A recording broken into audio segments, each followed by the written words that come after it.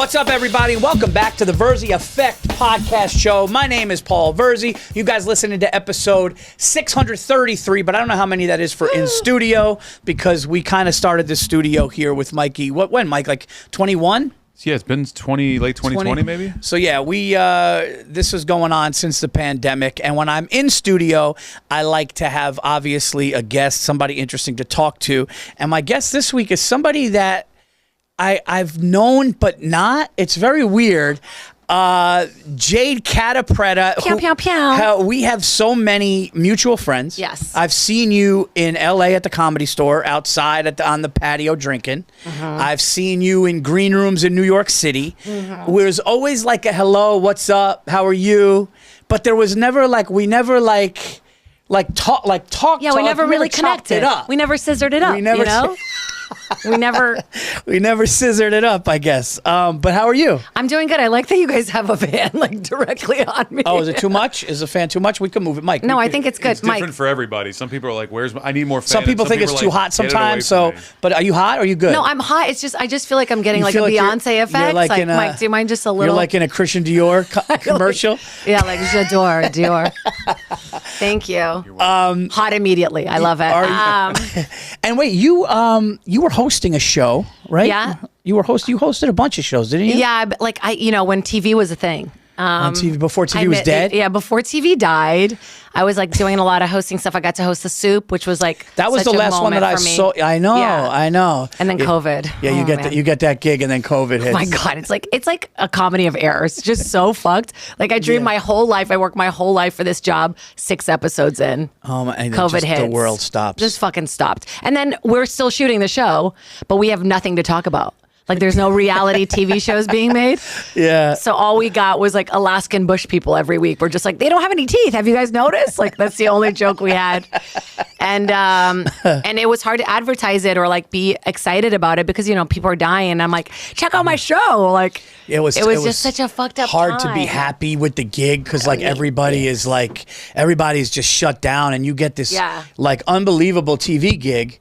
That was like The Soup was a show that everybody knew, everybody loved.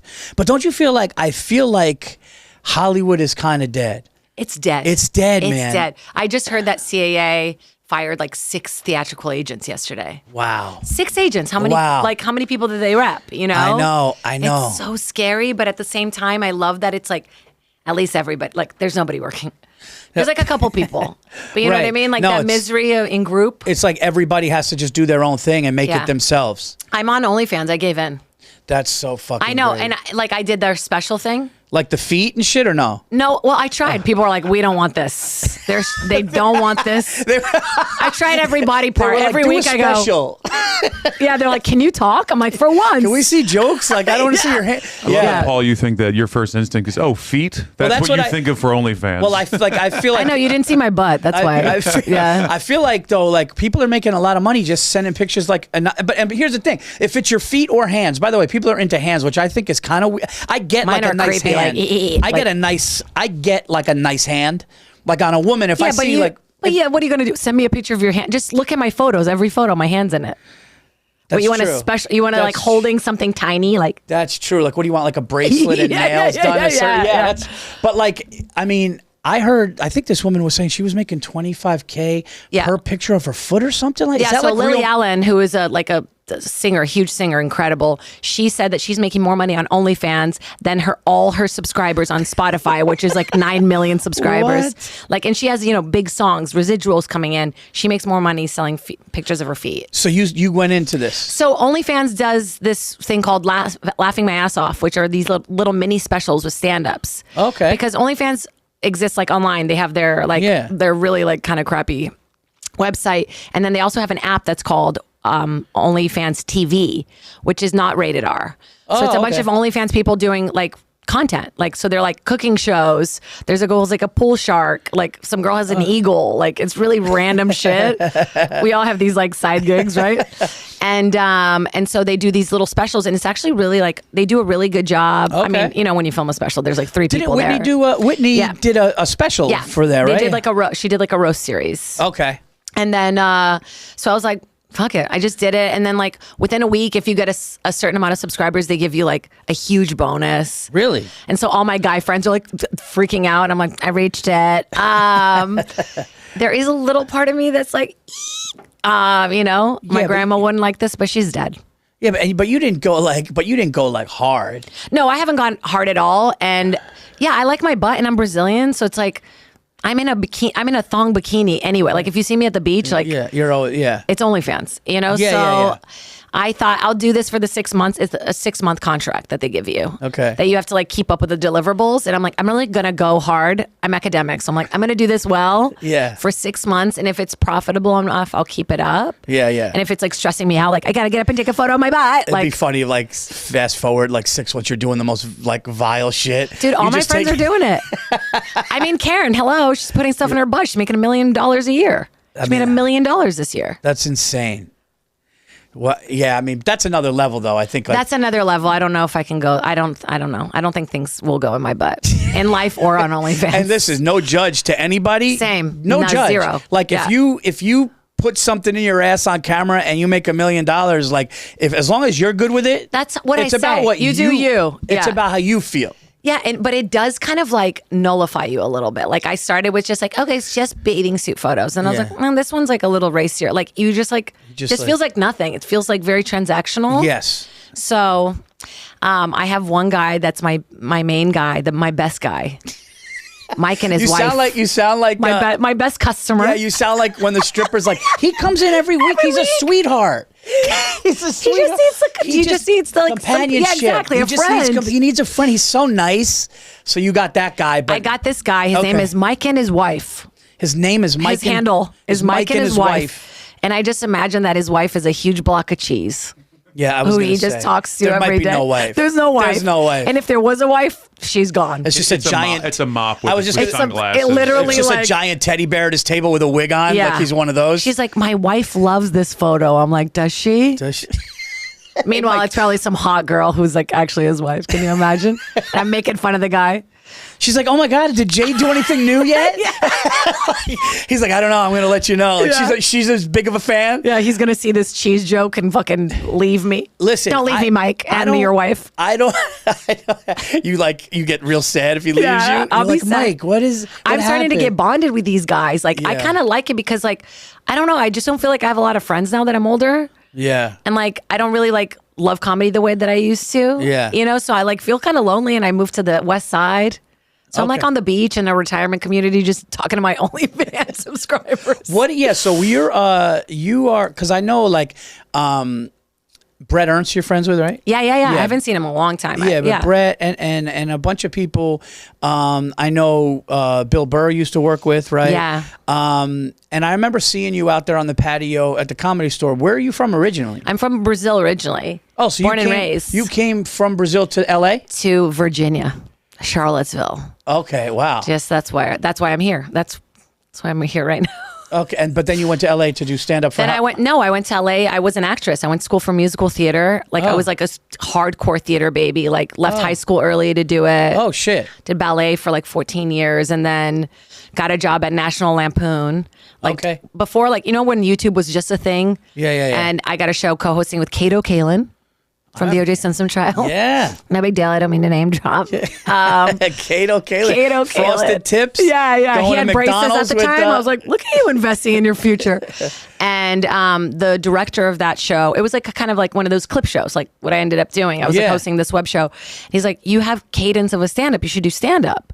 And I was like, I would rather who literally. Said that to you? The director of the show, Sandy Danto, fuck him.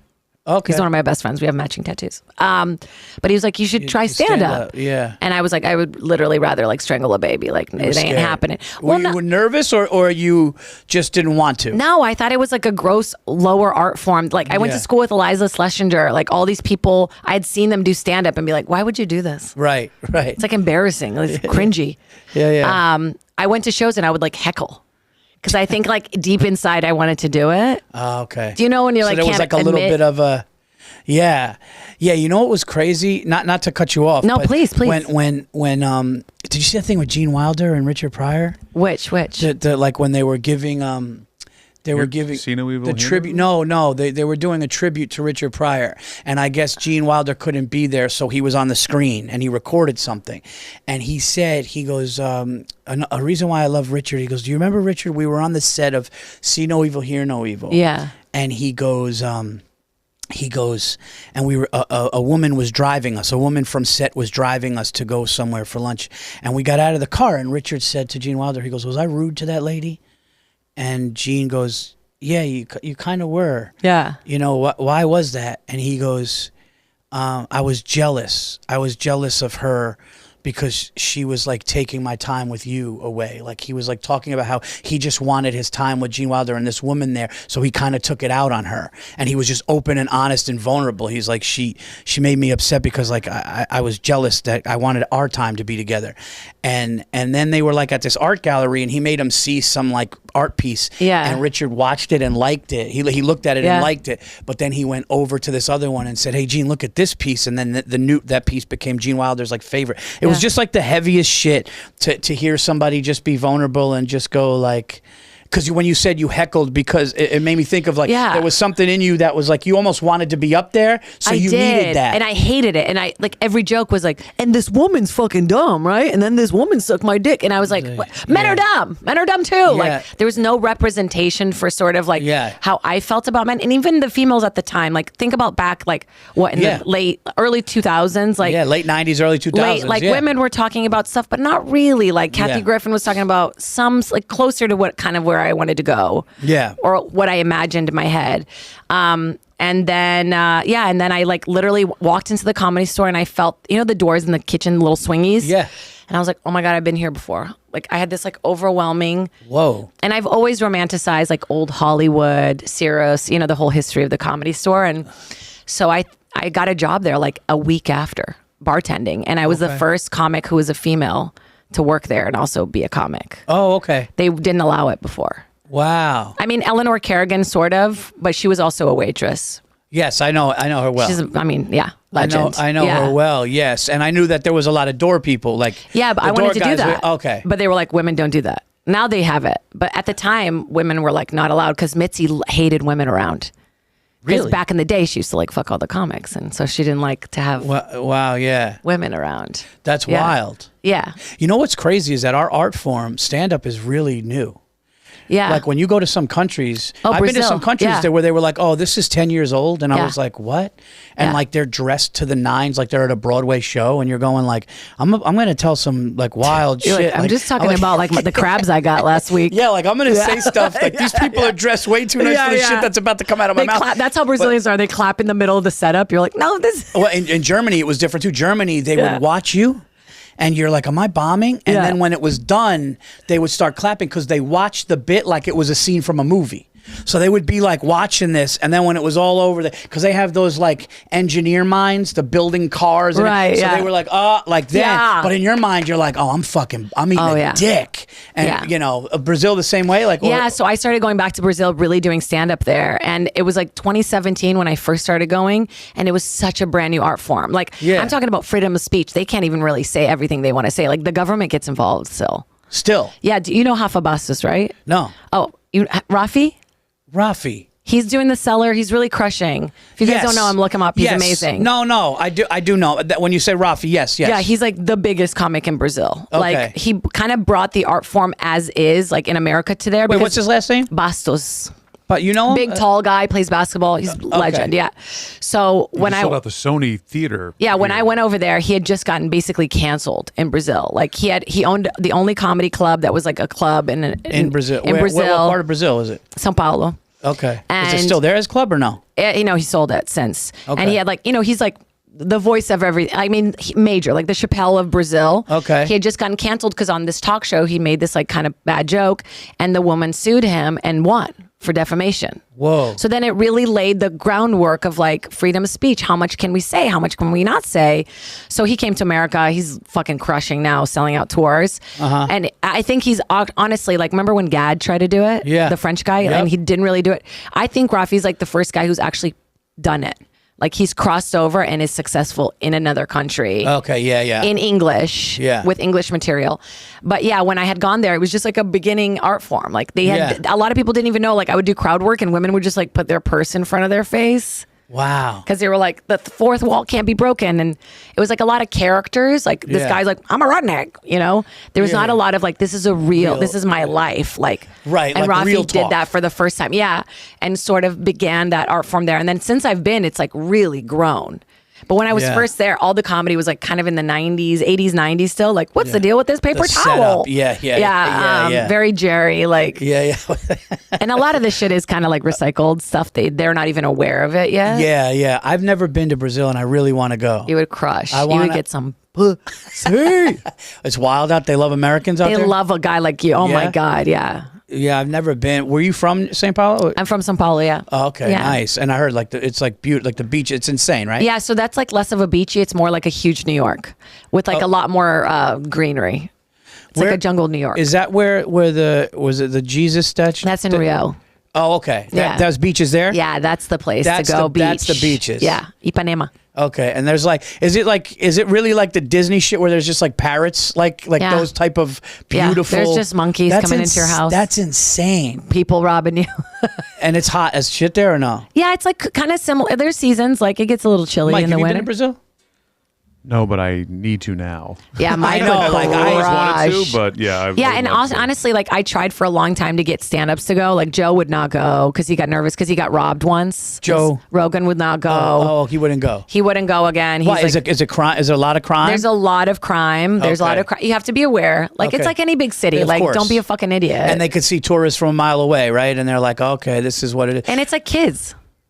You should have like a tour. You should take American comics to your home thing and do a comedy Dude, tour. That would fucking murder. I tried. I'm on that plane. I'm Would going you? to that. Okay, Fuck because yeah. I tried. I tried Find to me get too. That's yeah, a deal contract. Sign it. Dude, I would go. Let's all cut ourselves and put the blood together, you guys. Brazil's intense. I would definitely go to Brazil and do like a comedy there. But this is like, the problem. Like a lot of them don't speak English. Like the English shows are not like quality. Like they're you're just kind of getting through it. Like we did this huge one in like a theater. Shout out to everybody who did it. The comics in Brazil are amazing too. They're so welcoming. Like they're the best guys. Like, and they care about stand-ups. They love it. Like in a way that I do not. Like they love in the same way that I love acting and I love and they've come so far. But yeah, like you get there and they're like they get it, but it's not like you're not gonna crush a show. It's not like if you tell like an amazing piece or bit or story here, it's not going to get the same thing. No, it's going to get a little lost. Like the sexual stuff, the physical stuff really translates. Sorry, I just saw my spit going into your face. No. Yeah, it's hard. It's still like not fully there, but yeah, I've been trying to do that for years. Really? Yeah. Is there? I know you said a theater, but this guy Raf, he had a actual comedy club. Yeah, like a great club. It still exists. That they sold it, and these other guys own it, and it's still running. Okay. It used to called comedians. What's the government there? Is it is it really like watch what you say or you're going to fucking like? It is okay. Yeah, there's this comic named Leo Lins. Shout out. And he just got like in trouble because he was talking shit. And now they have to get all his material approved when he does specials or when he's on the road. And I think they make, I don't know if I'm misspeaking on this, but I think they make a percentage of everything he does now. Oh, wow. So it's like pretty crooked. Oh, so this is. But like you guys, honestly, look up these Brazilian guys. They all have millions of followers. Right. And they're all super versatile. They all speak English. Like they all come here, do shows, sell out every show. Like, yeah. So, yeah. And there's also other clubs. There's a club there called Worm Club, I guess it translates, Clube da Minhoca, and it's owned by this guy named Patrick, and it's like it's like an alt club, and it's 3 levels, so there's 3 shows going on at all times. Like there's music shows. So it's kind of growing there a little bit. It's huge. Like it's huge. Nice. Yeah. So we gotta go. We gotta go to you Brazil. gotta go. Yeah. And do it. Food's insane, right? Brazil? Yeah. I just eat shit in Portuguese. I just do my sets in Portuguese, shaking, holding my notebook, and I'm fluent. Like, but Yeah. Yeah? Yeah. Oh, yeah, you're from there. Well, the references and like I get really, because, I speak so fast in English and yeah. so it's like. How many languages you speak? Just 2? I speak Portuguese, English, enough Spanish to book commercials, and a little French. Oh, wow. Yeah. Okay. So you got, so that's, I don't know why we haven't worked. We've never worked together. I know. I feel like we've been on a show together, maybe at New York. Did you? Yeah, maybe at New York. You weren't ever part of All Things Comedy Podcast? Like, yeah, I did some stuff for All Things. Did you do that festival that they had in Arizona or no? No. Okay. No. All right. So I was wondering, no, you weren't there. I feel like I never am a part of anything with stand-up. Me neither. No, yes, you are. No. You're like part of the New York group. Well, no, yeah, but I'm a very, very much a lone wolf. Like I think maybe we all are. I'm not I'm not like You're not in the Skank Fest group? No, I was just gonna say, like, I did Skank Fest once in Houston, but like I'm cool with those guys. I love those guys. If I see them, it's like it's all love. But then it's like no, and then like if I go out to like I'm not like part of like the Kill Tony. Like I'm cool with all them. But like, hey, how you doing? But I'm not like, I've always been kind of like, not to sound corny, but like my clique really is my wife and kids. Like I just want to go home, man. Same. I just want to be with my girlfriend. I want to go on stage, crush, do my thing, and then just go home and think about the new jokes that I love and that I want to continue to build the new hour. And then that's it. But I'm not like, hey, are we all hanging out after and drinking? We're all old. We're older too. We're old. Yeah, we're old. Yeah. Like you said, older. I'm like old, bitch. We're old. Yeah. Look, I'm holding on. I'm like, no, you're like, I'm old. Yeah, my hormones are all over the place. Like getting older sucks. Yeah. I'm looking up face tape, taping my face at night. I tape my mouth shut at night. Yeah, you're looking at like without having to do the real facelift. Yeah, because I don't want to do Botox anymore. It's too expensive. That's so funny. So I'm just literally taping my face like. I take my mouth completely shut at night. But you know how I noticed the women who have Botox is their foreheads don't. Mine's wearing off. No, you have at least you have some. Yeah. You have like. Don't tell her that. What are you doing? How fucking dare you? No. It looks no. It Taping her looks mouth good. shut at night. You're telling her she's got a wrinkly face. No, she it's doesn't. not wrinkly, but I get it. It's like there's enough that it's not like. She doesn't have She doesn't have. It looks great. But by the way, I want it like. I'm talking about like some of these women when you could tell the foreheads because it looks like a Barbie doll. I want to look like this. No, you don't want to. Yes, I do. You do? You're gonna? I do. Yeah. Uh-oh. I'm not gonna go nuts because my girlfriend's like all natural and black and like cool, so she would dump me if I like got like that. But in my head, I want to. Yeah. So how long have you been with this girl? It's almost 2 years. Okay. She's pretty cool. She has an installation in Times Square right now. If you guys walk by and see it on the floor, 200 what? Installation. She's an artist, so on the floor of Times Square, she has a meditative path. It's 200 feet. Nice. Yeah, it's beautiful. 47th and Broadway. You guys live together or no? We do. I just moved in. Oh, yeah. So this is getting. It's getting lesbian serious. So you're new to this? To lesbianhood? Yeah. Is that a word? Is that lesbianhood? Is lesbianhood what? Lesbianhood. Mike, is that a tech? I don't know, but it sounds offensive. The traveling vest. No, I've always been like a little gay, like bi, or I would like hook up with women when I was drunk, but I never like really committed to like during the day gay. Yeah. During the day gay. That's good. During the day sober? During the day gay. Like sober during the day. Like you really like jumped in. Holding hands in public. Oh yeah. Holding hands in public at noon? Yeah, and she's like she's British, so she's very private. Oh, okay. So like me holding hands with her, and I'm like Brazilian PDA. I'm like, oh, and she's like, all right. Oh, because Brazilians, you guys are like it's all like affection. Yeah, we're so touchy. Like I even go to Brazil. I'm like, all right, you guys, this is too much. Like I've been in like LA all too Brazilians long. are bi. It's true. They have a term in Brazil that's called bi party. Really? It just means you're only bi when you're drinking.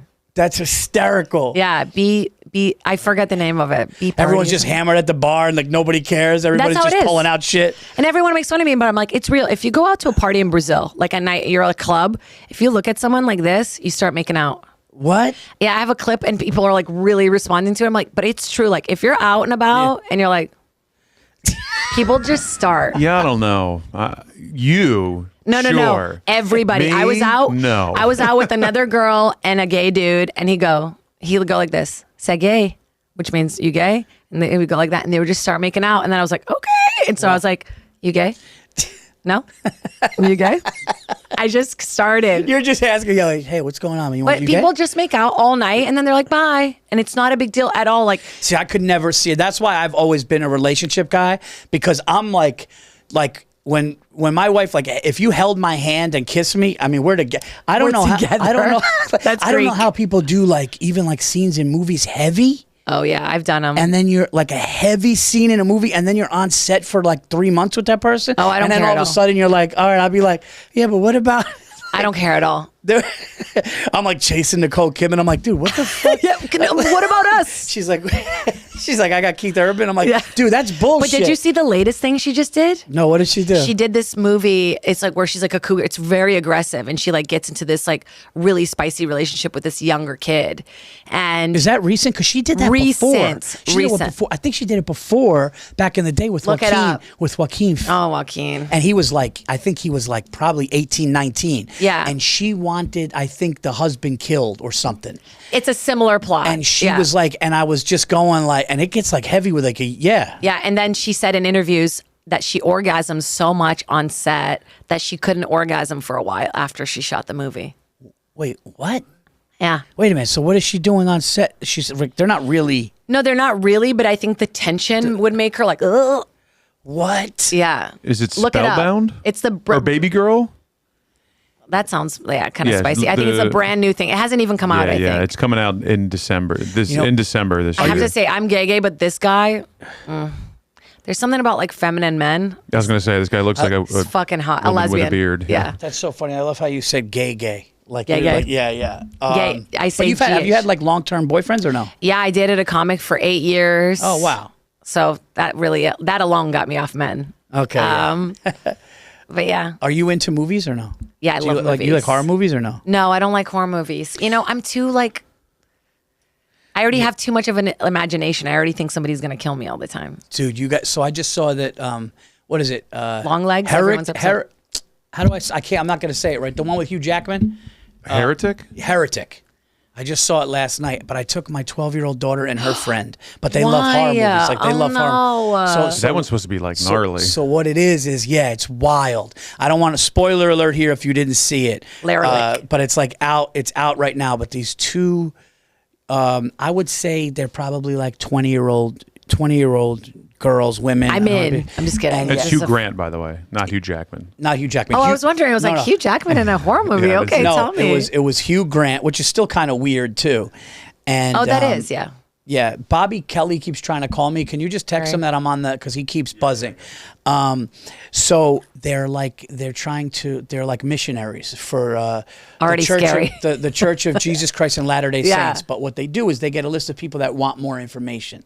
So they knock on Hugh Grant's door, and he opens the door, and they're like, "Oh, we understand you want us to, some more literature to learn about Jesus Christ." He goes, "Yeah," and then he invites them in and sits down, and this shit gets like, one of the girls is like kind of going like, is this right? And the other girl's just trying to give information, and then they want to leave, and they're like, "Oh, your wife needs to be here or we can't enter the house." And he goes, no, she's there, she's inside. Yeah. And he's like, "She's actually making a pie, why don't you come in?" And so they come in, and they all of a sudden, and she's like, "Can we get that pie, and can your wife come in here?" And dude, and he's basically trying to talk to them into religion, and the without giving anything away, it's kind of goes into religion or not, and what he thinks and what they think, and then they discover shit in the house. And I got they're Mormons, right? What they were, it was a Mormon, and but he starts like, it's two Mormons knock on the wrong door. It's kind of vibe. It's basically two. That's what they get. Yeah. Two Mormon women. That's what they get. Two Mormon women knocked on the wrong door, and he plays it really, and it's weird because he's got this British accent, and like he's very like intelligent. So when he's talking, and then all of a sudden he's saying things, and you're just going, "Oh, these bitches are they're fucked." This is these bitches. So it was pretty. It was definitely worth the watch if you're into it, because it wasn't like horror like that. It wasn't horror. I like how you say horror. Yeah, it wasn't horror like that. It was more of like. It was psychological. It was like psychological and like, oh, these poor girls are fucked. See, I like that's not. What was the one where the two guys show up to Naomi Watts' house? Like it's that one fucked me for years. Oh, that was wild. It's really bad. They just come into their house, like their country clubhouse, and they have like golf clubs. Yeah, and then how they just pushed her into the thing at the end, like as yeah. they were What? Oh my God, Mike, find it. Yeah, that was a good one. Yeah, he's the brother of And someone just- like really The big. Watcher. The Watcher. And the way they just tortured, but Yeah, like the we're just in the torture. house like normal. Like these cute boys who just like, that's what freaks me out when it's young kids because they have no consequences. It also freaks me out like The Bobby Cannavale one, right? The what? Yeah, Bobby Cannavale is the husband or something like Oh, that. no. This was a movie a long time ago, probably like what the one she's talking about is probably like 07, 08. Funny Games. Yes. Maybe. Yes. I don't remember movie titles anymore because I'm going through perimenopause. It was Funny Games, but like it's also like I know what you mean. Those movies like The Strangers and stuff. Yeah, when it's like it could happen. You could just meet a guy. And they come in and here's the thing, like real horrible shit is not like scary pop out of the right, like an alien. No, it's like yeah. they come in and they're just like, oh, sit down and like we're gonna kill you, but like that's when it's like when it's almost normal to them because they're so fucked up. That's what's scary to me. They need to make a comedy show horror movie. I wanna make a dramedy.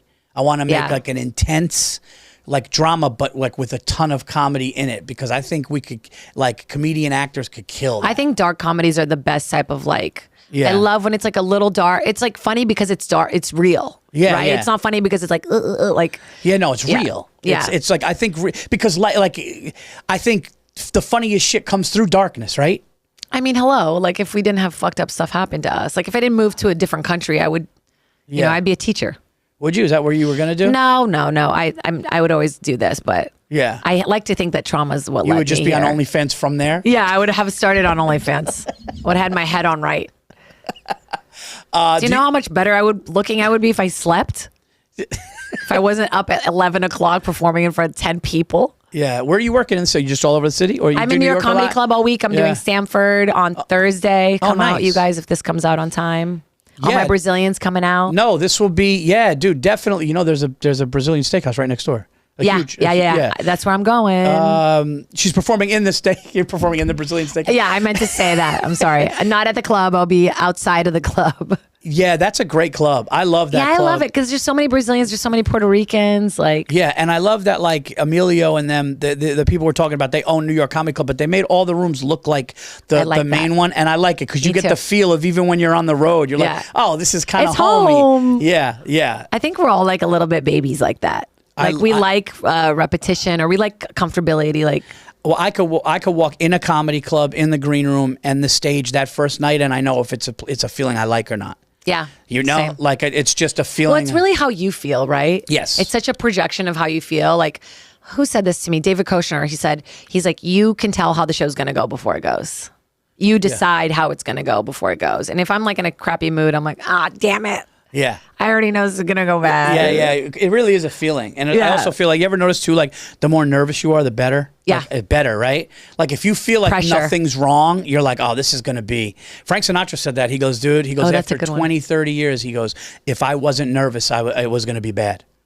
Mike Tyson used to listen to how terrifying this Yeah. is as he's fighting Jake Paul this Friday. Mike Tyson He's shouting out a fight? Yeah, this Friday. This Friday, live on Netflix. Like they need the shout. Yeah. He would start crying. He would get scared and he would start crying and weeping in the locker. Listen to how horrifying this is. This is when prime Mike Tyson killing everybody. He would start crying in the locker room and the cry would turn into a rage and then he would start hitting lockers as hard as he could and then just go out and stare at his opponent. It was like over before. Sexy. Yeah, it was like over before. Because like he basically said, he goes, I'm fear. He's like, it's all Because he's fear. beating himself. He said my whole life it was fear. It was fear of my mom's boyfriend. It was fear of going out and the kids in the street in Brooklyn making fun of. It was all fear, and then the fear just turned into like crime. But then all of a sudden he harnessed it into rage and fighting, and it's all. But everything is fear. Right? Everything is fear. Everything is fear, and then once you harness it, and you're like, oh, like once you can like tame it, that's it. That's really beautiful. Then you move up when you could. My thing is like I have not gotten a hold of myself. Like you know, I look at my girlfriend who's someone who's so accomplished, like wild, and she's just so sure of like this is a no, and I'm like, well, maybe it's a yeah. Like I'm always like, I'll do it, you know, whatever. It'll be fun. It'll be an experience. She's like, it's a no. Like she's very good at choosing the no, saying no in order for the yeses to come along. But like even the soup for me, like I got so taken advantage of because I was so desperate to have those opportunities. And like, so that's a new thing. Like with the gayness, this new confidence has come into me. I'm more of a daddy. And I'm like, no. Like I've never really said no before. Yeah, it really is. I was going to joke and say that's because your girlfriend's British. They're a little more, but they're a little more colder. But no, like to be able to just go, no, that's not going to work, or to just go like, and it's not. Here's the thing, it's not personal. Like we feel like we're hurting somebody. Me and my wife were talking the other day, and I go, how come like people can't say no to like plans, or how come people can't just say no to like just they don't want to hurt and you. It's like what it is they like some people don't want conflict, but it's like just go like, no, you know what, that's not going to work, like, you know. And I think it comes from, to get deeper, I think it comes from trauma from when you're younger, and you always wanted to please. Yeah, I was like that because there was like a lot of turmoil. I was the glue of the family. Yeah. And so like if I just was like, everybody's good, we're good. Like, I'll take it on. I took on a lot as a kid. Yeah. And I hate it because I just want to say no. And I'm saying no more. Yeah. Because I would say yes and then feel resentful of them. Right. You're almost, you almost get mad at them for you. I said giving yes. too much. Yeah, you're giving too much. Like I would have people that would ask to open, and I'm like, I don't know. And then I would say yes, and then they would bomb, and I'd be all pissed about it. Like, and then I'm like, it's my fault. Yeah. But then I'm like so hard on myself too. Like I also want to cut myself some fucking slack. Like Well, that means that deep down inside, it does mean you're a good person. I think I am a good person. You know, I think that's all I got. I mean, I know I have other things, my butt, but I like when I really break it down to like. I always remember, like, I'm actually a kind person. You just see her, like, you disappoint somebody. You're like, do you want to see my ass? Would you like to get a quick peek of my butt for free? You have siblings or no? I have a younger sister that I was like very like maternal towards. Even though she's Is she in Brazil? She's got no, she's in Virginia. Oh, okay. I have a place in Virginia. I bought a house there this year. Yeah. Okay. Yeah. Oh, nice. Yeah. So that's great. Thanks. And you have any things like any stand up that you want to plug that's out there, or is it just your channel, or what? Follow me on OnlyFans at Funny Butt. That's my handle. Nice. Thanks. I'm on Sirius XM on Friday with Jeff Lewis, which I'm excited about. I've become a regular on that show. That's awesome. Yeah. Well, I'm glad you're like on the East Coast, because this went so quick, and we got to do this again. This is already happening. We're finishing already. I feel like we just started kissing. It's crazy, and it was like I was in traffic, you were in traffic. This is like we did 40 minutes, and it went like that. And what's great is we didn't talk about fucking jokes. Like, hey, so do you know when you like do the setup and they don't like? It was just like it was a talk, and that's what I learned, that like those are the better podcasts. Yeah. It's like I can't talk comedy anymore on a podcast. I can talk like about like, oh, when did you start, all that, but when it's like set up and punch and this and that, and if it doesn't land, it's like fucking enough of that. We really kind of got deep. It was good. It was good because what it was it just shows that through everything, through all the bullshit, you just kind of want to be a good person and have things be okay. And I just want to connect, don't you? Yeah, you want to connect. Feel connected. And we went through shit young, and that's why we kind of do the shit that we do. Yeah. And but like, who didn't? Who didn't, right? Do you know what I mean? Like those perfect kids, they're showing up at people's houses and murdering. Yeah, they're because they want to feel. They want to feel something. Yeah, it's like whatever you do, like you're fucked up. Is there a way to raise a kid without fucking them up? You know what? You learn from it. I think you got to break you got to be the breaker. You do. You got to break the pattern of like abuse. Yeah. You got to break the pattern of abuse. You got to be like, it's funny how like you see like someone's like, yeah, dude, my dad never says I love you. Like my kid's like, my son is 15. Yeah. And he's like 2 inches taller than me, and I like hug him, and it looks like I'm his son. Like it looks like I'm his son from behind. He's just like this tall, lanky basketball player, and I'm like kissing him on the cheek, but I just like, I need to. I got to. Yeah, you have to. You know, somebody says something heartbreaking. They go, keep doing it, because when you're gone, they're gonna wish you did it one more time. And I was just like, what the fuck? Life is horrible. I know. I'm going through my own dad stuff right now, almost crying. Yeah. Oh yeah. Yeah. I hope that works out. Thanks. Check out Jade. She's going to be back on the Virzi Effect, because this went, we normally do a little more than an hour, but there was a lot of traffic, but she's awesome. Thanks. Check her out, like you said, on her OnlyFans, Funny Butt. Yeah, at Funny Butt. And then, on my socials, at Jade Catta-Preta. I put stand-up up every day. So. Yeah, she's been doing this a long time. She's hilarious. Check her out in Stamford, Connecticut. Guys, this weekend, I will be at the Comedy Connection in Providence, Rhode Island, November 22nd, November 23rd. And I have not been there since they renovated it, which I heard. Did you guys go? Have you been?